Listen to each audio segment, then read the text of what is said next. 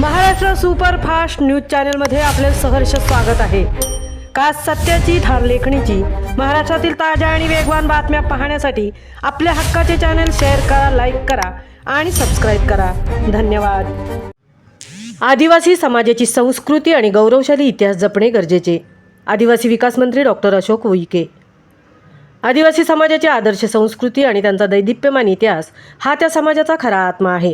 जल, जमीन आणि जंगल यांचे रक्षण करणाऱ्या या समाजाच्या परंपरांचे जतन करणे ही केवळ शासनाचीच नव्हे तर समाजातील प्रत्येक घटकाची जबाबदारी आहे, असे प्रतिपादन राज्याचे आदिवासी विकास मंत्री डॉक्टर अशोक उईके यांनी आज पेण येथे केले।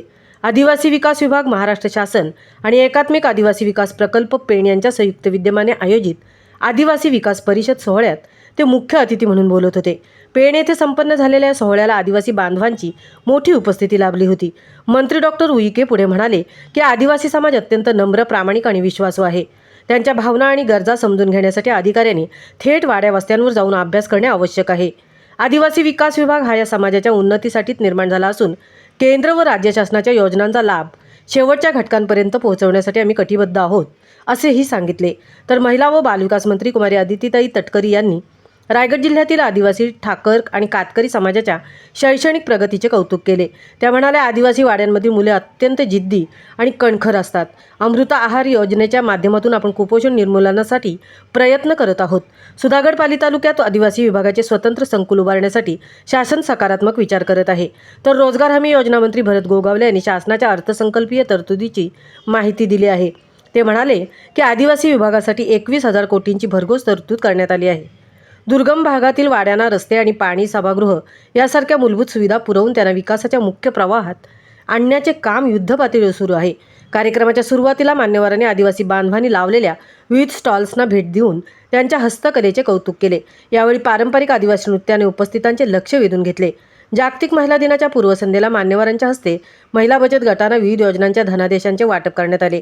तसेच गरजू महिलांना शिलाई मशीनचे वाटप करण्यात आले।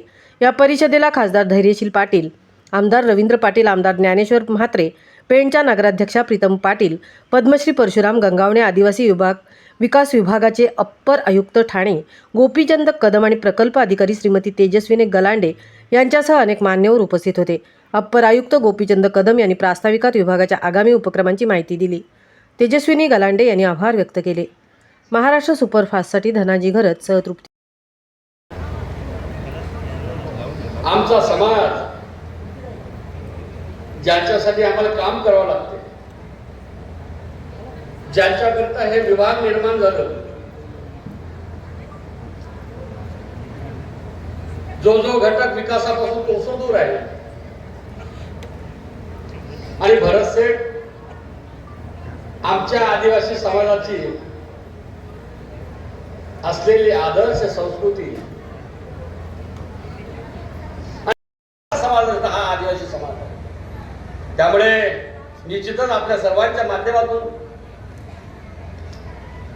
आपण भरतसेठ आपण निश्चित पुढाकार घेऊन आपण आमचा या परिसरामध्ये असलेला जो आदिवासी समाज आहे सातत्याने नियमितपणे प्रकल्प कार्याचा आढावा घेऊन प्रकल्प कार्याच्या अंतर्गत केंद्र सरकार आणि राज्य सरकारच्या विविध योजना खासदार साहेब सातत्याने नियमितपणे आदिवासी समाजासाठी कुठली योजना आहे त्या योजनेचा लाभ मिळतो का नाही, शेवटच्या घटकापर्यंत पोहोचतो का नाही, याबाबत माझे या समाजाचा एक घटक म्हणून मंत्रीनंतर या समाजाचा घटक म्हणून हात जोडून विनंती करतो, प्रत्येक महिन्यामध्ये आढावा घेऊन लाभार्थ्यांची संख्या मोजली गेली पाहिजे, योजना यांच्यापर्यंत पोहोचल्या गेली पाहिजे। तुमच्या भाषणामधून नेहमी आदिवासी विभागाच्या बाबत एक चर्चा झाली पाहिजे।